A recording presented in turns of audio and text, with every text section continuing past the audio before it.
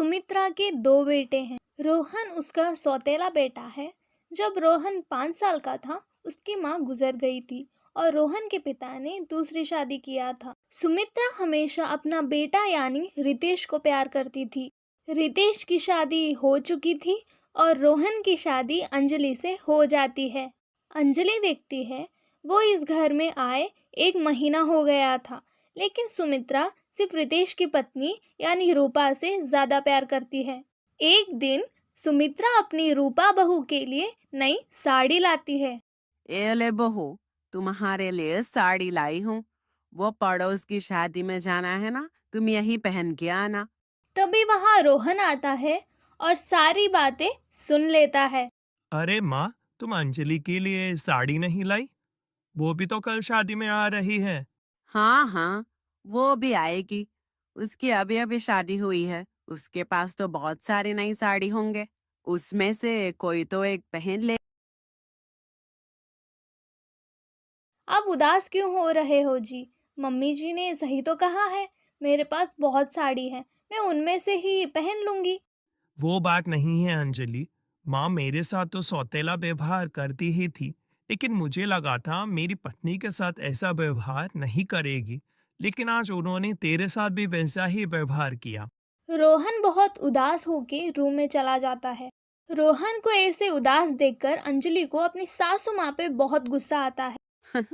ये ले बेटा पैसे, और बहू को कहीं घुमा के लेके आ। जी माँ। रितेश वहां से चला जाता है, लेकिन अंजलि ये सब देखती है और बोलती है, मम्मी जी, आपने इन्हें तो कभी पैसे नहीं दिए। उल्टा आपको पैसे हमें देना चाहिए, क्योंकि नई नई शादी हुई है। आप ऐसा सौतेला व्यवहार क्यों करती हैं? बहू, ये कैसे बात कर रही है अपने सास से? सास? आपने मुझे कभी बहू माना ही नहीं। आप रूपा से ही ज़्यादा प्यार करती हैं और उसको ही सब कुछ लाके देती हैं। आपने मुझे आज तक कुछ लाना तो दूर, अच्छे से बात भी नहीं करती। क्या मुझे समझ नहीं आता आप ऐसे क्यों करती हैं? देख अंजलि, चुपचाप अपना काम कर, मेरे से जुबान मत लड़ा। तभी रोहन आता है। अंजलि, माँ से ऐसे बात नहीं करते। तुम जाओ कमरे में। हाँ हाँ, जा रही हूँ। मुझे भी शौक नहीं है इनसे बात करने। इतना बोल के अंजलि चली जाती है और रोहन भी कमरे में आता है। अंजलि, तुमने माँ से क्यों झगड़ा किया? क्योंकि आप कुछ कहते ही नहीं, बस चुपचाप सहते रहते हैं। किसी को तो आवाज उठानी होगी ना। अंजलि किचन में खाना बना रही होती है, तभी रूपा आती है। अंजलि, तुम मार्केट से सामान लेके आओ, ठीक है? मैं क्यों जाऊं? आप भी जा सकती हो ना। दिख नहीं रहा मैं क्या कर रही हूँ? हाँ, तो क्या हुआ? खाना बनाने के बाद चले जाना। हाँ, खाना भी मैं ही बनाऊं, मार्केट से आपका सामान भी लेके आऊं। खुद तो कुछ करती नहीं, दिन भर सिर्फ आराम करती है और मैं नौकरानी के जैसे काम करती हूँ। ओहो, जुबान देखो कैसे चल रही है। सुनो, तुम अभी आई हो इस घर में, तमीज में रहो, वरना सासू माँ से कह के मायके भिजवा दूंगी। हाँ, नहीं तो। जुबान तो चलेगी। भूलो मत, रोहन जी इस घर के बड़े बेटे हैं। इस नाते मैं तेरी जेठानी हुई, सबसे इज्जत से पेश आती हूँ, तो तू और सासू माँ अपना हुक्म चला रहे हो। जा, मुझे तेरा कुछ काम नहीं करना। रूपा अपने कमरे में चली जाती है और जब रितेश आता है उसके सामने रोने का नाटक करती है और झूठ बोलती है कि उस अंजलि ने मुझे थप्पड़ मारा। मुझे नहीं रहना इस घर में। अरे कैसे बात कर रही हो? निकालना है तो उस रोहन और अंजलि को निकालेंगे ना। नहीं, मुझे अलग घर चाहिए। मुझे इस घर से जल्द छुटकारा चाहिए। आप नए घर का इंतजाम कीजिए बस। मैं इन दोनों के साथ ज्यादा दिन तक नहीं रह सकती। मैं भी कुछ दिनों से सोच रहा था। अच्छा हुआ तूने ही सामने से बता दिया। मैं माँ को भी बता देता हूँ। माँ, वो क्या करेगी हमारे साथ? मैं चाहती हूँ सिर्फ मैं और तुम दूसरे घर में शिफ्ट हो जाए। माँ को ऐसे छोड़ के जाना ठीक नहीं होगा। देखो ना, तुम्हारा कितना ख्याल भी रखती है और तुम्हें कितना प्यार करती है। ख्याल सिर्फ नाम का है वो। तुम सगे बेटे हो ना, इसलिए। अगर सौतेले होते तो मेरे साथ भी ऐसे ही सुलभ करती, जैसे तुम्हारी माँ सौतेले भाई और उसकी पत्नी से करती हैं। अरे फिर भी। फिर भी कुछ नहीं। या तो हम दोनों दूसरे घर में शिफ्ट होंगे, नहीं तो मैं अपने मायके चले जाऊंगी। हाँ, नहीं तो। अच्छा बाबा ठीक है, जैसे तुम कहो। रितेश अपनी माँ से बात करने आता है। माँ, मैं सोच रहा हूँ रूपा के साथ अलग घर में शिफ्ट हो जाऊं। अरे वाह बेटा, ये तो बहुत अच्छा सोचा है तुमने। बोलो बेटा, कब शिफ्ट होना है? मैं भी पैकिंग कर लेती हूँ। नहीं माँ, सिर्फ मैं और रूपा जाएंगे बस। आप तो यही रहो, पापा का घर है, उनकी आखिरी निशानी है। अरे बेटा, तू तो मेरा सग्गा बेटा है। तू ही मेरे साथ ऐसा कर रहा है। मुझे भी लेके जा। तभी रूपा आती है। अरे माँ, आपको पता भी है किराए के घर में कितना खर्चा होता है? अगर आपको भी लेके गई तो और खर्चा होगा। कोई बात नहीं रितेश, तुम लोग जाओ, हम हैं ना, हम माँ का ख्याल रख लेंगे।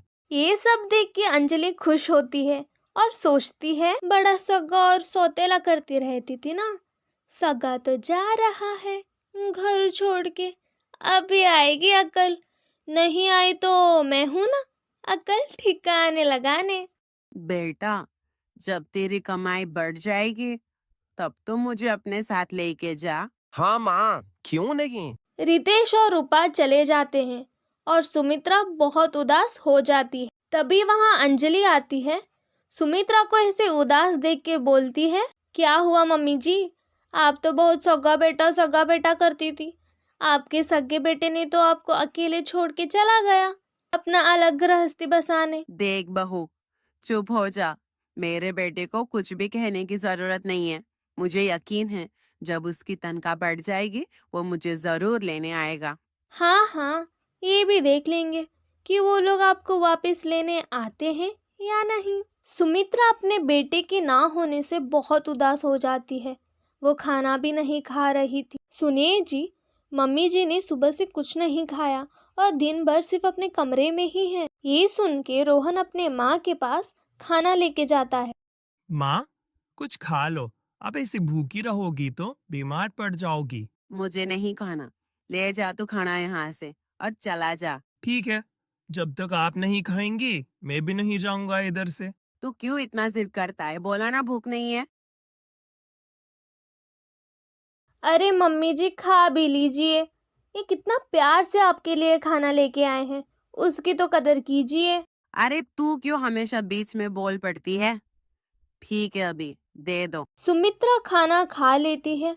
रोहन और अंजलि ये देख के खुश हो जाते हैं।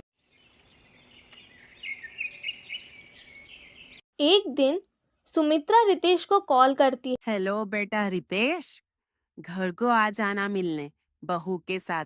कितने दिन हो गए बेटा, बहुत मन कर रहा है तुझे मिलने। हाँ माँ, ठीक है, ऑफिस में बहुत काम है, टाइम मिला तो आ जाऊंगा। रितेश कॉल कट कर देता है। हेलो हेलो रितेश बेटा। रितेश की बात सुन के सुमित्रा और ज्यादा उदास हो जाती है। तभी वहां रोहन आता है।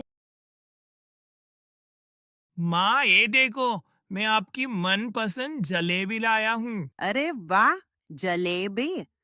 लाला दे। देखिए माँ, रोहन जी आपका कितना ख्याल रखते हैं। प्यार सगे और सोतेले से नहीं आका जा सकता। आपको उदास देख के रोहन जी तुरंत आपके लिए जलेबी लेके आए। यही तो प्यार होता है। इतना बोल के अंजलि चली जाती है। शायद अंजलि बहू ठीक कह रही है। इतने दिन से मैं उदास हूँ। रोहन मुझे खुश करने के लिए क्या नहीं कर रहा। सुमित्रा को अपनी गलती का एहसास होता है। एक दिन रितेश रूपा को लेके घर आता है। और माँ, कैसी हो? अरे बहुत अच्छी हूँ। रोहन बेटा और बहू मेरा बहुत अच्छे से ख्याल रखते हैं। वैसे मुझे नहीं लगा था तू इस घर में वापस आएगा, वो भी बहू के साथ।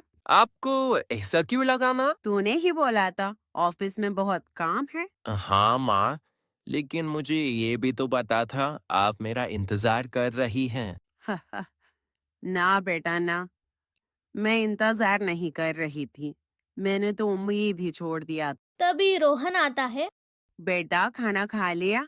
मुझे पता है तू ऑफिस में बहुत काम करता है, लेकिन वक्त पे खाना खा लेना चाहिए। हाँ बेटा। हाँ माँ, ठीक है। ये सब देख के रितेश को अजीब लग रहा होता है, क्योंकि उसकी माँ अभी रोहन से बहुत अच्छे से बात करने लगती है और साथ ही रोहन का ख्याल भी रख रही है और उनको रितेश और रूपा के आने से इतनी खुशी भी नहीं होती है। अपना माँ का प्यार ना पाकर रितेश को थोड़ी सी जलन होती है। रात होती है और उनका जाने का समय होता है। माँ, चलो, अपना सामान बांधो और हमारे साथ चलो। तो आप क्या कह रहे हैं? हम सासू माँ को लेने थोड़ी आए थे। अरे यार, तुम चुप हो जाओ। जाओ माँ, अपना सामान बांधो। अब चल रही हो मेरे साथ। अरे बेटा, तेरी तनख्वाह कम है। मैं तुझ पे बोझ नहीं बनना चाहती। अरे माँ, आप बोझ नहीं हो। आपको मैं मेरे साथ लेके ही जाऊंगा। नहीं बेटा, अब मैं नहीं आना चाहती। मैं तो रोहन और बहू के साथ बहुत खुश हूँ और उनके साथ ही रहना चाहती हूँ। माँ, आप सच में नहीं जा रही? हाँ बेटा, मैं नहीं जा रही।